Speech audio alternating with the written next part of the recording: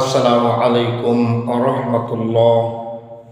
সুপ্রিয় সম্মানিত বিশ্ব মানবতা, মহান রব্বুল আলামিন একক সত্তা, যিনি, যার কোনো শরিক নাই, লা শরিক, সে মহান আল্লাহর পক্ষ থেকে এ দুনিয়ার জীবন জিন্দেগিতে প্রতিটা মানুষ প্রতিটা মুহূর্তে আল্লাহর পরীক্ষার মধ্যে নিমজ্জিত।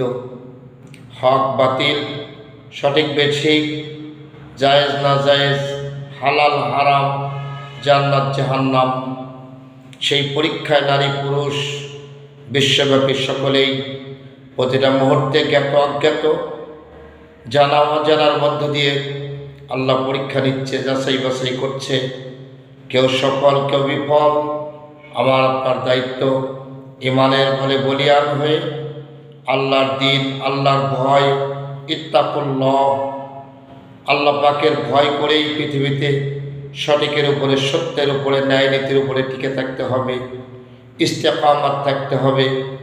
সকল নাজায়েজ, সকল নিষিদ্ধ, সকল অবৈধ, সকল নাপাক, সকল ক্ষুধাদ্রোহিতা, সীমালঙ্ঘন থেকে নিজেকে হেফাজত ও নিরাপদ করে আমাদের পথ চলতে হবে।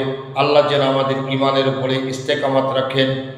আমিন। আমা তাওফিক ইল্লা বিল্লাহ।